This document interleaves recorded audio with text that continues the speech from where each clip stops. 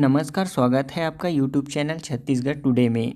आज है 12 मई 2021, दिन बुधवार, और आज हम आज के छत्तीसगढ़ करंट अफेयर प्रश्नों को हल करेंगे।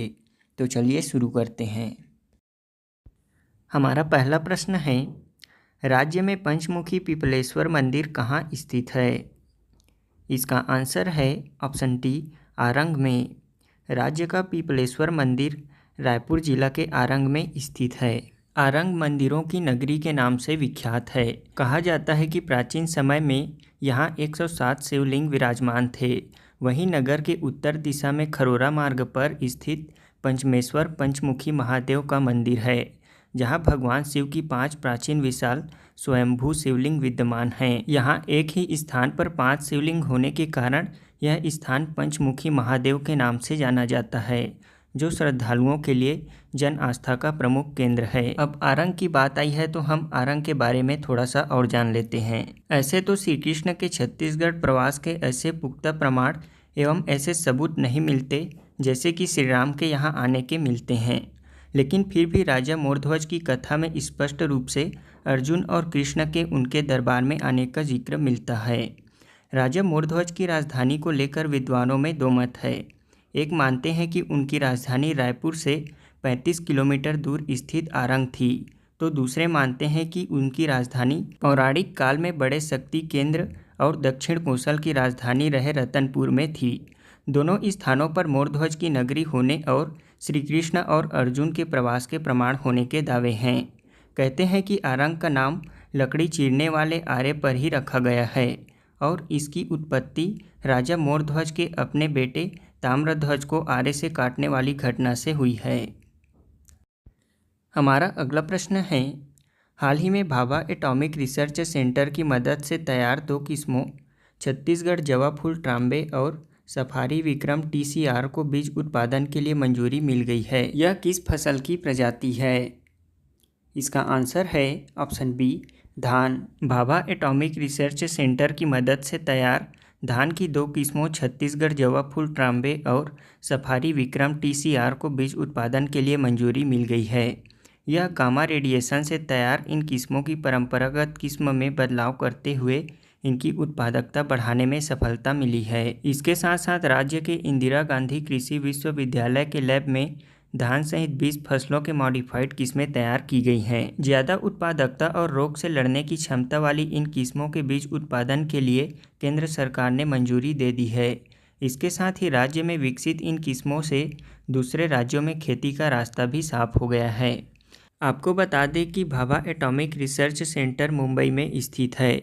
यह भारत सरकार के परमाणु ऊर्जा विभाग के अंतर्गत नाभिकीय विज्ञान, अभियांत्रिकी एवं अन्य संबंधित क्षेत्रों का बहुविषयी नाभिकीय अनुसंधान केंद्र है। भारत का परमाणु कार्यक्रम डॉक्टर होमी जहांगीर भाभा के नेतृत्व में आरंभ हुआ था। सन 1954 में परमाणु ऊर्जा आयोग के द्वारा परमाणु ऊर्जा संस्थान के नाम से यह प्रारंभ हुआ था। तभी तत्कालीन प्रधानमंत्री जवाहरलाल नेहरू ने सन 1957 को राष्ट्र को इसे समर्पित किया तथा इसके बाद सन 1967 में इसका नाम भाभा परमाणु अनुसंधान केंद्र किया गया। हमारा अगला प्रश्न है, छत्तीसगढ़ में जैव विविधता के प्रचार प्रसार व संरक्षण में 22 मई जैव विविधता के अवसर पर राज्य के कितने व्यक्ति तथा संस्था को पुरस्कृत किए जाएंगे? इसका आंसर है ऑप्शन बी, 8। छत्तीसगढ़ में जैव विविधता के प्रचार प्रसार व संरक्षण में 22 मई को आयोजित जैव विविधता के अवसर पर राज्य के 8 व्यक्ति तथा संस्थाओं को पुरस्कृत किए जाएंगे। इसके अंतर्गत छत्तीसगढ़ में जैव विविधता के प्रचार प्रसार तथा इसके संरक्षण में बेहतर कार्य कर रहे व्यक्ति तथा संस्था को प्रोत्साहित करने और जैव विविधता के मूल्य को जन जन तक पहुँचाने पर पुरस्कृत किया जाएगा। अंतर्राष्ट्रीय जैव विविधता दिवस 22 मई को मनाया जाता है।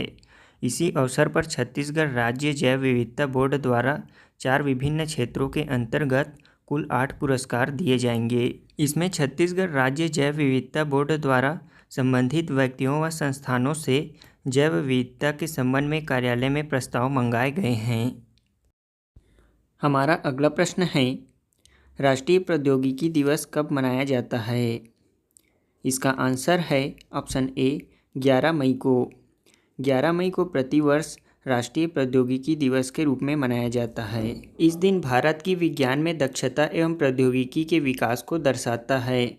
इस दिन राष्ट्र गौरव के साथ साथ देश अपने वैज्ञानिकों की उपलब्धियों को भी याद करता है। विज्ञान एवं प्रौद्योगिकी मंत्रालय ने इस दिन प्रत्येक साल राष्ट्रीय प्रौद्योगिकी दिवस के रूप में मनाता है। प्रौद्योगिकी एवं विज्ञान मंत्रालय के द्वारा उसके विभाग में विभिन्न कार्यक्रम आयोजित भी किए जाते हैं। इस वर्ष 2021 में राष्ट्रीय प्रौद्योगिकी की थीम है एक सतत भविष्य के लिए विज्ञान और प्रौद्योगिकी, यानी कि science and technology for a sustainable future. हमारा अगला प्रश्न है, किस अभिनेता को उसकी शॉर्ट फिल्म हैप्पी बर्थडे के लिए न्यूयॉर्क इंटरनेशनल फिल्म फेस्टिवल में सर्वश्रेष्ठ अभिनेता के अवार्ड से सम्मानित किया गया है? इसका आंसर है ऑप्शन डी, अनुपम खेर को।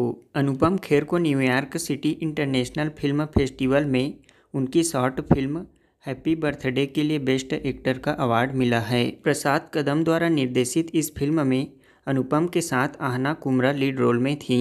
अनुपम खेर और आहना कुमरा इससे पहले film the accidental prime minister में नजर आए थे। हमारा पहला प्रश्न है, हाल ही में छत्तीसगढ़ के किस क्षेत्र में गिलहरी की दुर्लभ प्रजाति उड़न गिलहरी पाई गई है?